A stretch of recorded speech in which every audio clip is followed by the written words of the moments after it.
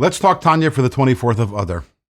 Yesterday we spoke about us doing mitzvahs and through that transforming the items with which we are doing the mitzvahs and thereby creating a dwelling place for God here in this world, because we are elevating the objects with which we are doing the mitzvah. And we ended off yesterday with the question, okay, so I gave charity, I elevated the coins. I put up a mezuzah, I elevated the animal hide. But how about the rest of the world? So there is going to be two steps to this answer. The first step is that when I do a mitzvah, I not only elevate the object with which I'm doing the mitzvah, but also I elevate my animal soul, as we discussed. But what is my animal soul made of? What is my energy made of?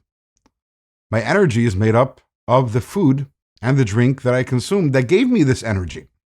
So when I am doing a mitzvah, not only am I elevating the object, let's say I'm shaking a lulav and esrog, not only am I elevating the lulav and the esrog, but also everything that I ate and I drank and which is giving me the energy to do this mitzvah, that food and drink is also being elevated. And that food and drink was klipa, and right now it's being elevated to holiness.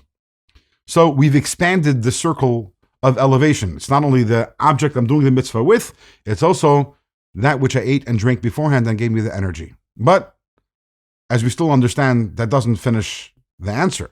Because even if we do mitzvahs and we elevate the objects with which we do the mitzvah, and even if we also elevate the food and drink that we ate beforehand, there is so much left of the world. We're talking 98, 99% of the world, which is still not being elevated. And ultimately, we need to create a dwelling place for God, which encompasses all of the world. So this takes us to our next step. Our next step, we will begin it today, and we'll conclude it in tomorrow's Tanya.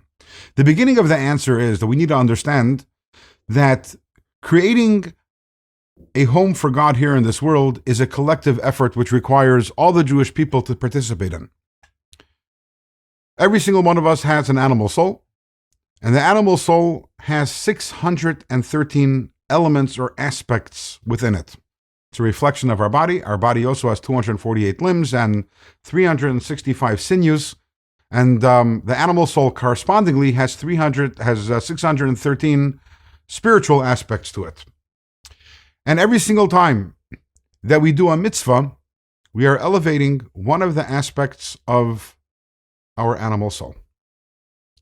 It's also important to stay away from the sins. In other words, there are 248 commandments, positive commandments, obligations, 365 prohibitions, because when we do an avera, when we transgress one of the Torah's prohibitions, what we're doing is we are infecting ourselves with Gimel Klippas Hatmeus, which is the lower level of Klippa, which cannot be elevated, as we discussed earlier in Tanya, which prevents us from being completely elevated. So what we need to do is, we need to do all the mitzvahs, stay away from the Averis, and when we do that, we elevate the entirety of our animal soul. When all the Jewish people do that together, then the collective animal soul of all the Jewish people becomes elevated. How does that lead us to answering how we elevate the entire world? That we will finish discussing tomorrow.